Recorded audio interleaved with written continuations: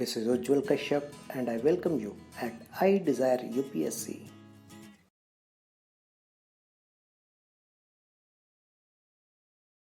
23. From Karachi to Wardha, the years from 1930 to 1934. The Congress met at Karachi on the 29th of March 1931 to endorse the Gandhi-Irvine Delhi Pact. Bhagat Singh, Sukhdev and Rajguru had been executed 6 days earlier.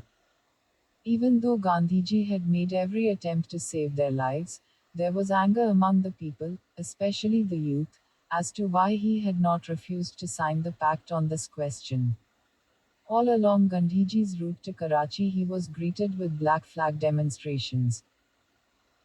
The Congress passed a resolution drafted by Gandhiji by which it, while dissociating itself from and disapproving of political violence in any shape or form, admired the bravery and sacrifice of the three martyrs. 1 The Congress endorsed the Delhi Pact and reiterated the goal of Purna Swaraj.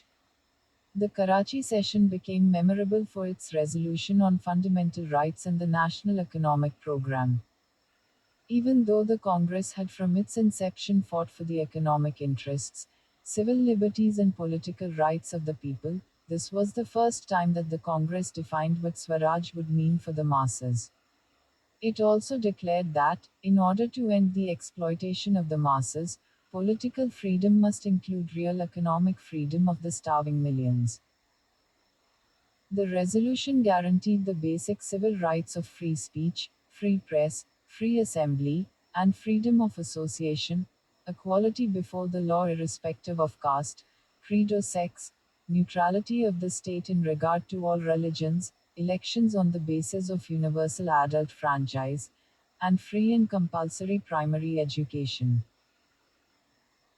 It promised substantial reduction in rent and revenue, exemption from rent in case of uneconomic holdings, and relief of agricultural indebtedness and control of usury, better conditions for workers including a living wage, limited hours of work and protection of women workers, the right to organize and form unions to workers and peasants, and state ownership or control of key industries, mines and means of transport. It also maintained that the culture, language and script of the minorities and of the different linguistic areas shall be protected. 2. The Karachi resolution was to remain in essence the basic political and economic program of the Congress in later years. Gandhiji sailed for London on the 29th of August 1931 to attend the Second Round Table Conference. Nothing much was expected from the conference, for the imperialist political and financial forces, which ultimately controlled the British government in London, were opposed to any political or economic concessions being given to India which could lead to its independence from their control. Winston Churchill, leader of the virulent right wing, had strongly objected to the British government negotiating on terms of equality with the seditious fakir, and demanded strong government in India. 3 The conservative Daily Mail declared that, without India, the British Commonwealth would fall to pieces. Commercially, economically, politically, and geographically, it is our greatest imperial asset. To imperil our hold on it would be the worst treason any Briton could commit. 4 In India, Irvine was replaced by Willingdon as the viceroy. In Britain, after December 1931, the Labourite Ramsay MacDonald headed a conservative-dominated cabinet with the weak and reactionary Samuel Hoare as the Secretary of State for India. Apart from a few able individuals, the overwhelming majority of Indian delegates to the Round Table Conference (RTC), handpicked by the government, were loyalists, communalists, careerists, and place hunters, big landlords and representatives of the princes. They were used by the government to claim that the Congress did not represent the interests of all Indians vis-a-vis imperialism, and to neutralize Gandhiji and all his efforts to confront the imperialist rulers with the basic question of freedom. The great Gujarati poet, Meghani, in a famous poem gave expression to the nationalist misgivings regarding the RTC. Addressing Gandhiji on the eve of his departure for London, he sang in the first line, Chelo Katoro Jano A, Pai Jayo, Bapu. Even this last cup of poison, you must drink, Bapu. Gandhiji himself said, when I think of the prospects in London, when I know that all is not well in India, there is nothing wanting to fill me with utter despair. There is every chance of my returning empty handed. 5. That is exactly what happened in London. The British government refused to concede the basic Indian demand for freedom. Gandhiji came back at the end of December 1931 to a changed political situation. The higher British officials in India had drawn their own lessons from the political impact of the Delhi Pact, which had raised the political prestige of the Congress and the political morale of the people and undermined and lowered British prestige. They, as well as the new viceroy, believed that the government had made a major error in negotiating and signing a truce with the Congress, as if between two equal powers. They were now determined to reverse it all. No pact, no truce, no Gandhi Viceroy meetings, no quarter for the enemy became the watchwords of government policy. The British policy was now dominated by three major considerations. A. Gandhiji must not be permitted to build up the tempo for a massive and protracted mass movement, as he had done in 1919, 1920-1 and 1930. B. The government functionaries, village officials, police and higher bureaucrats, and the loyalists, our friends, must not feel disheartened that Gandhiji was being resurrected as a rival authority to the government of India, and that the government was losing the will to rule. As the Home Member, H.G. Haig put it, we can, in my view, do without the goodwill of the Congress, and in fact I do not believe for a moment that we shall ever have it. But we cannot afford to do without the confidence of those who have supported us in the long struggle against the Congress. 6c. In particular, the nationalist movement must not be permitted to gather force and consolidate itself in rural areas, as it was doing all over India, especially in UP, Gujarat, Andhra, Bihar, Bengal and NWFP. While Gandhiji was in London, the Government of India prepared, in secret, plans for the coming showdown with the nationalist forces. It decided to launch a hard and immediate blow against any revival of the movement and to arrest Gandhiji at the very outset. It drafted a series of ordinances which would usher in virtual martial law, though under civilian control. The shape of things to come had been overshadowed by what happened in UP, NWFP and Bengal during the truce period. In UP, the Congress was leading a campaign for reduction of rent, remission of arrears of rent and prevention of eviction of tenants for non-payment of rents. By the first week of December, the Congress had launched a no rent, no revenue campaign in 5 districts. The government's response was to arrest Jawaharlal on the 26th of December when he was going to Bombay to meet Gandhiji. In the northwestern frontier province, the government continued its severe repression against the nonviolent Khudai Khidmatgars, servants of God, also known as red shirts because of the color of their shirts, and the peasants they led against the government's policy of extracting revenue through cruel methods and torture. On the 24th of December, their leader, Abdul Ghaffar Khan, was arrested and Peshawar district was occupied by the army. In Bengal, the government was ruling through draconian ordinances and detaining thousands of political workers in the name of fighting terrorism. In September, the police fired upon political prisoners in Hijli jail, killing 2. Gandhiji landed in Bombay on the 28th of December. The Congress Working Committee met the next day and decided to resume civil disobedience. On the 31st, Gandhiji asked the Viceroy for a meeting, offering to suspend the decision on civil disobedience till such a meeting. The Viceroy refused to see Gandhiji, the first of many such refusals during the next 5 years. On the 4th of January 1932, the government launched its preemptive strike against the national movement by arresting Gandhiji, promulgating ordinances which gave the authorities unlimited power, thus initiating what a historian has described as civil martial law. Civil liberties no longer existed and the authorities could seize people and property at will. Within a week, leading congressmen all over the country were behind bars. The Indian people responded with anger. Even though the Congress entered the battle rather unprepared, the popular response was massive. In the first 4 months, over 80,000 satyagrahis, most of them urban and rural poor, were jailed, while lakhs took to the picketing of shops selling liquor and foreign cloth. Illegal gatherings, nonviolent demonstrations, celebrations of various national days, and other forms of defiance of the ordinances were the rule of the day. The nonviolent movement was met by relentless repression. The Congress and its allied organizations were declared illegal and their offices and funds seized. Nearly all the Gandhi ashrams were occupied by the police. Peaceful picketers, satyagrahis, and processionists were lathi charged, beaten, and often awarded rigorous imprisonment and heavy fines, which were realized by selling their lands and property at throwaway prices. Prisoners in jail were barbarously treated. Whipping as punishment became frequent. The no tax campaigns in different parts of rural India were treated with great severity. Lands, houses, cattle, agricultural implements, and other property were freely confiscated. The police indulged in naked terror and committed innumerable atrocities. At Ras, a village in Gujarat, the non tax paying peasants were stripped naked, publicly whipped, and given electric shocks. The wrath of the government fell with particular harshness on women. Conditions in jails were made extraordinarily severe with the idea of scaring away women from the satyagraha. The freedom of the press to report or comment on the movement, or even to print pictures of national leaders or satyagrahis, was curtailed.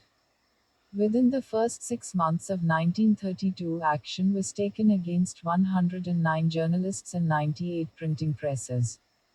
Nationalist literature, poems, stories, and novels, was banned on a large scale. The people fought back. But Gandhiji and other leaders had no time to build up the tempo of the movement, and it could not be sustained for long. The movement was effectively crushed within a few months. In August 1932, the number of those convicted came down to 3,047, and by August 1933 only 4,500 satyagrahis were in jail. However, the movement continued to linger till early April 1934, when the inevitable decision to withdraw it was taken by Gandhiji. Political activists despaired at the turn the movement had taken. What have we achieved? Many asked. Even a buoyant and active person like Jawaharlal gave voice to this sense of despair, accentuated by his separation from his sick wife, by copying a verse in his jail diary in June 1935. Sad winds where your voice was, tears, tears where my heart was, and ever with me, child, ever with me, silence where hope was. 7 earlier, when Gandhiji had withdrawn the movement, Jawaharlal had felt, with a stab of pain, that his long association with Gandhiji was about to come to an end. 8 Subhas Chandra Bose and Vittabhai Patel had been much more critical of Gandhiji's leadership. In a strong statement from Europe, they had said in 1933 that Mr. Gandhi as a political leader has failed, and called for a radical reorganization of the Congress on a new principle with a new method, for which a new leader is essential. 9. The enemies of Indian nationalism gloated over the frustration among the nationalists and grossly misread it.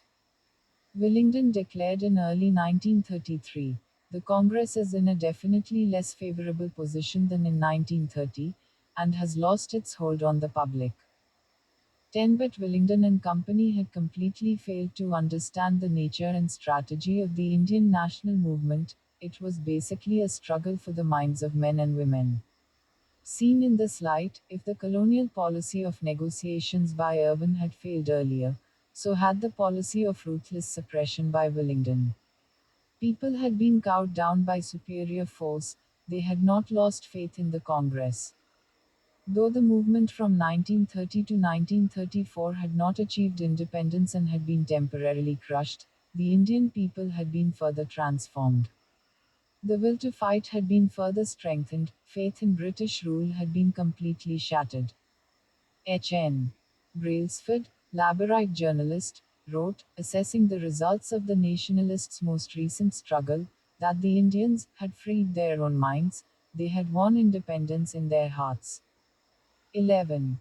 And, as we have seen earlier, this hiatus in the movement too was primarily to rest and regroup. Withdrawal of the movement did not mean defeat or loss of mass support, it only meant, as Dr. Ansari put it, having fought long enough, we prepare to rest, to fight another day a bigger battle with greater and better organized force. 12 Symbolic of the real outcome, the real impact of the civil disobedience, was the hero's welcome given to prisoners on their release in 1934.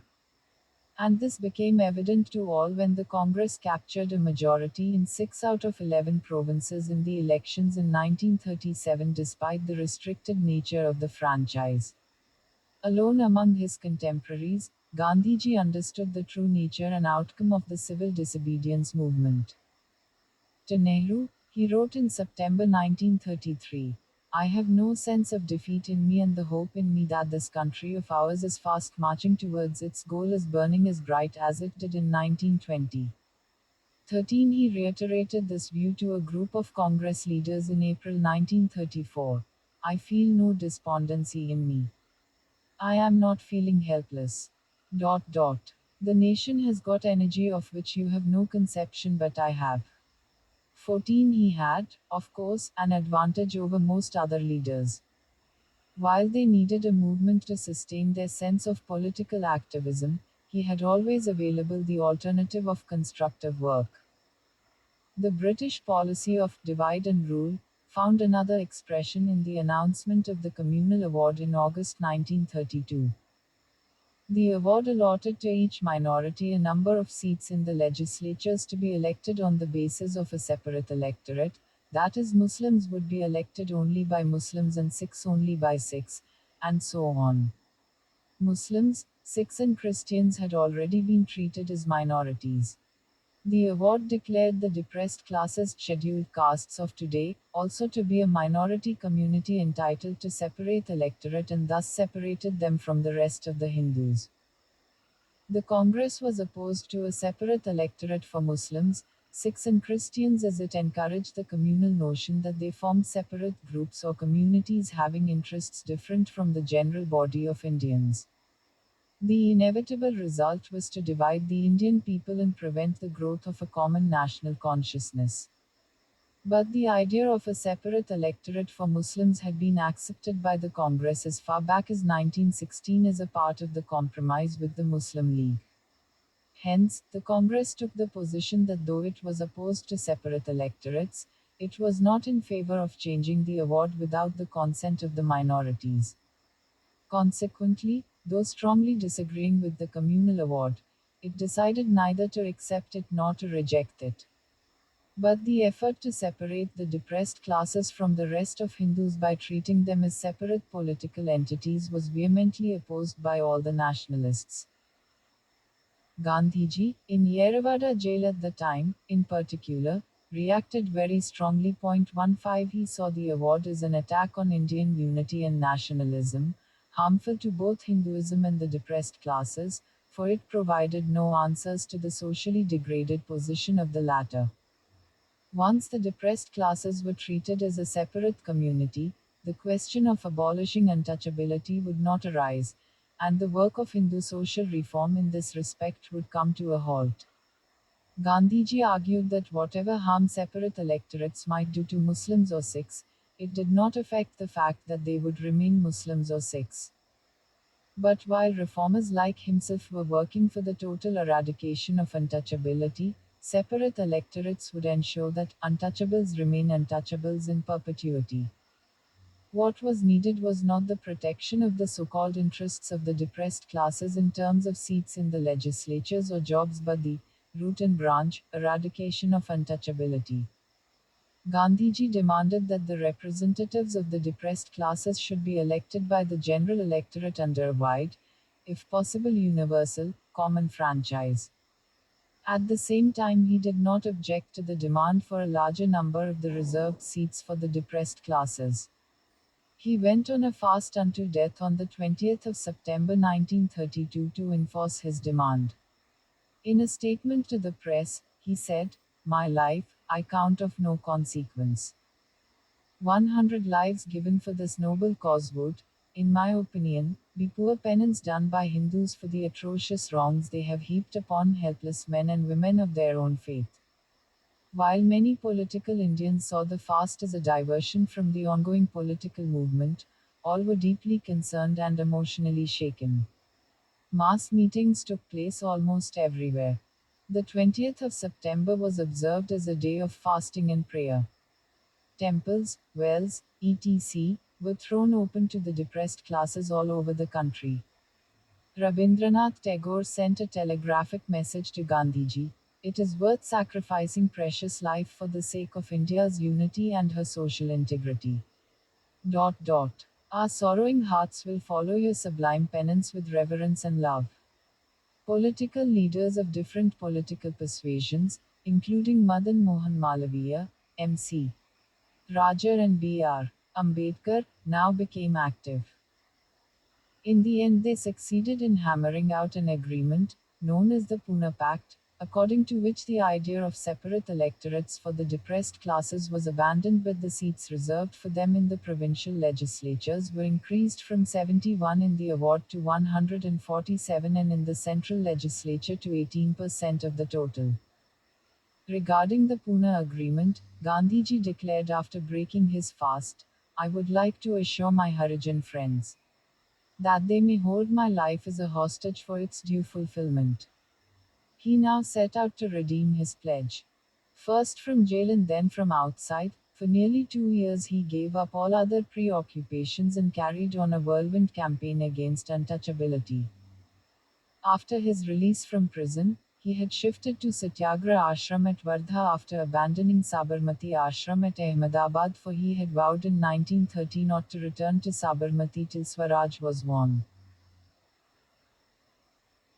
Starting from Wardha on the 7th of November 1933 and until the 29th of July 1934, for nearly 9 months, he conducted an intensive Harijan tour of the country, traveling over 20,000 kilometers by train, car, bullock cart, and on foot, collecting money for the recently founded Harijan Sevak Sangh, propagating the removal of untouchability in all its forms and practices, and urging social workers to leave all and go to the villages for the social, economic, cultural, and political uplift of the Harijan, his name for the depressed classes.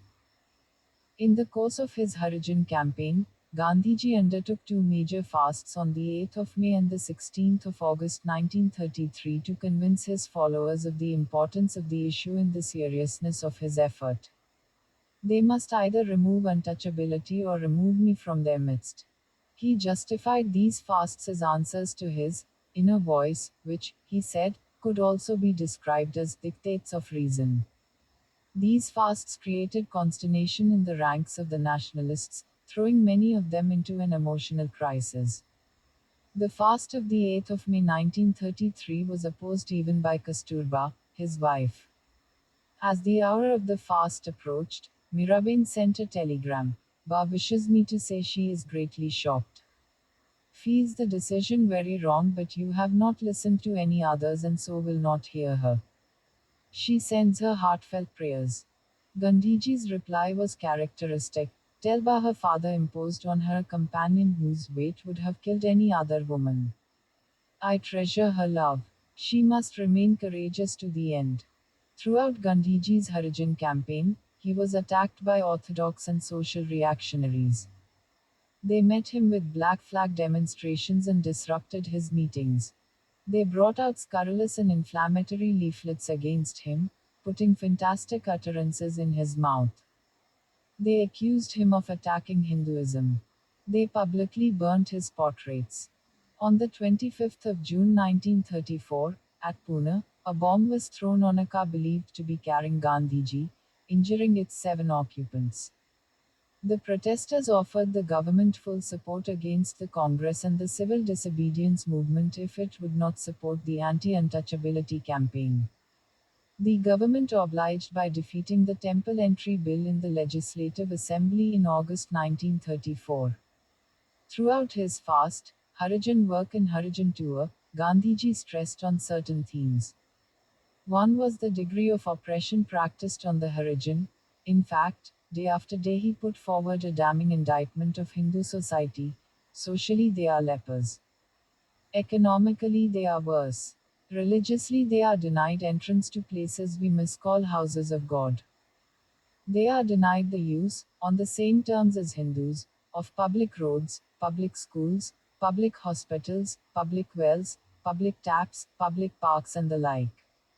They are relegated for their residence to the worst quarters of cities and villages where they get no social services. A second theme was that of the root and branch removal of untouchability. Symbolic or rather the entering wedge in this respect was to be the throwing open of all temples to Harijan. Gandhiji's entire campaign was based on the grounds of humanism and reason. But he also argued that untouchability, as practiced at present, had no sanction in the Hindu Shastras. But even if this was not so, the Harijan worker should not feel daunted. Truth could not be confined within the covers of a book. The Shastras should be ignored if they went against human dignity. A major running theme in Gandhiji's writings and speeches was the need for caste Hindus to do penance and make reparations for the untold hardships to which we have subjected them, the Harijan, for centuries. For this reason, he was not hostile to Dr. Ambedkar and other Harijan who criticized and distrusted him. They have every right to distrust me, he wrote. Do I not belong to the Hindu section miscalled superior class or caste Hindus, who have ground down to powder the so called untouchables? At the same time, he repeatedly warned caste Hindus that if this atonement was not made, Hinduism would perish. Hinduism dies if untouchability lives, and untouchability has to die if Hinduism is to live. This strong theme of penance largely explains why caste Hindus born and brought up in pre 1947 India so readily accepted large scale reservations in jobs, enrollment in professional colleges, and so on for the scheduled castes and scheduled tribes after independence. Gandhiji was not in favor of mixing up the issue of the removal of untouchability with the issues of interdining and intermarriage. Restriction on the latter should certainly go, for dining and marriage restrictions stunt Hindu society. But they were also practiced by caste Hindus among themselves as also the Harijan among themselves. The present All India campaign, he said, had to be directed against the disabilities which were specific to the Harijan. Similarly, he distinguished between the abolition of caste system and the abolition of untouchability. He disagreed with Dr. Ambedkar when the latter asserted that the outcast is a byproduct of the caste system. There will be outcasts as long as there are castes. And nothing can emancipate the outcast except the destruction of the caste system. On the contrary, Gandhiji said that whatever the limitations and defects of the Varnashram, there is nothing sinful about it, as there is about untouchability. He believed that purged of untouchability, itself a product of the distinction of high and low, and not of the caste system, this system could function in a manner that would make each caste complementary of the other and none inferior or superior to any other. In any case, he said, both the believers and the critics of the Varna system should join hands in fighting untouchability, for opposition to the latter was common to both. Gandhiji also stressed the positive impact that the struggles against untouchability would have on the communal and other questions. Non-Hindus were treated by Hindus as untouchables, in some way or the other, especially in matters of food and drink, and non-Hindus certainly took note of this fact. Hence, if untouchability is removed, it must result in bringing all Indians together. Increasingly, he also began to point out that untouchability was only one form of the distinctions that society made between man and man, it was a product of the grading of society into high and low. To attack untouchability was to oppose this high and lowness. That is why, the phase we are now dealing with does not exhaust all the possibilities of struggle. In keeping with his basic philosophy of nonviolence, and being basically a 19th century liberal and believer in rational discussion, Gandhiji was opposed to exercising compulsion even on the orthodox supporters of untouchability, whom he described as the Sanatanists. Even they had to be tolerated and converted and won over by persuasion, by appealing to their reason and their hearts. His fasts, he said, were not directed against his opponents or meant to coerce them into opening temples and wells etc. They were directed towards friends and followers to goad them and inspire them to redouble their anti-untouchability work. Gandhiji's Harijan campaign included a program of internal reform by Harijan, promotion of education, cleanliness and hygiene, giving up the eating of carrion and beef, giving up liquor and the abolition of untouchability among themselves. But it did not include a militant struggle by the Harijan themselves through satyagraha, breaking of caste taboos, mass demonstrations, picketing, and other forms of protests. At the same time, he was aware that his Harijan movement must cause daily increasing awakening among the Harijans and that in time, whether the Savarna Hindus like it or not, the Harijan would make good their position. Gandhiji repeatedly stressed that the Harijan movement was not a political movement but a movement to purify Hinduism and Hindu society. But he was also aware that the movement will produce great political consequences, just as untouchability poisoned our entire social and political fabric. In fact, not only did Harijan work, along with other items of constructive work, enable the Congress cadre to keep busy in its non-mass movement phases, it also gradually carried the message of nationalism to the Harijan, who also happened to be agricultural laborers in most parts of the country, leading to their increasing participation in the national as well as peasant movements.